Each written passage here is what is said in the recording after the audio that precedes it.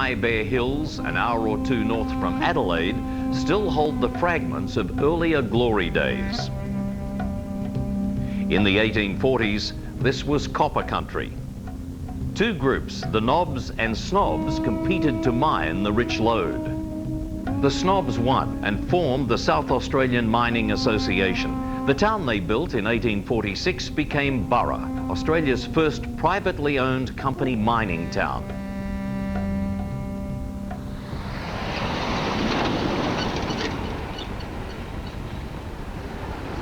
Burra's copper ran out in 1877, but this little town and its people endured.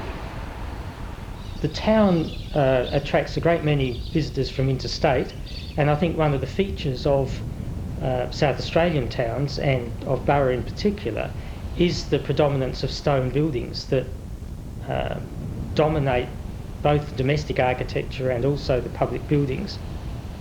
The form of building has become something that people now wish to preserve. So I think that they will continue to be valued and to receive the attention they need.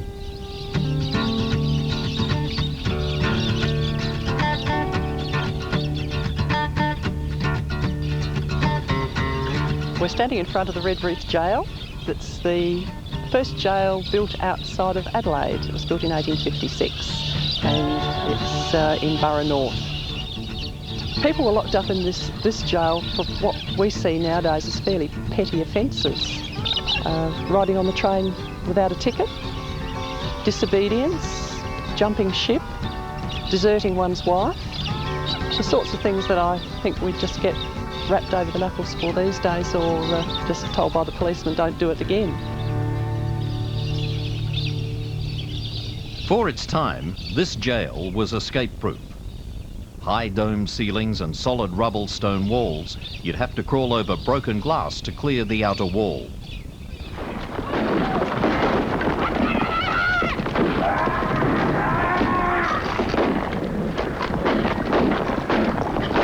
The jail was used as a location for the film Breaker Morant when it was filmed here in the late 1970s.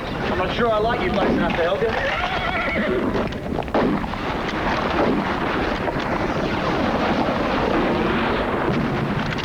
A lot of the townspeople appear in that film, so it was a very memorable time for the locals. The door of the jail behind me was blown up in the film.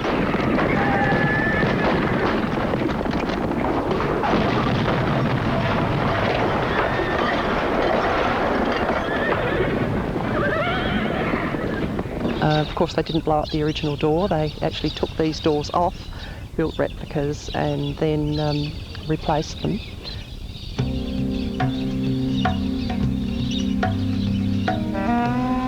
It's fell into disrepair. It's been taken up for restoration by the National Trust in the 1970s, and quite a lot of work done to bring it to the stage that it's at now. Burra's a mining company town. The population by and large weren't wealthy.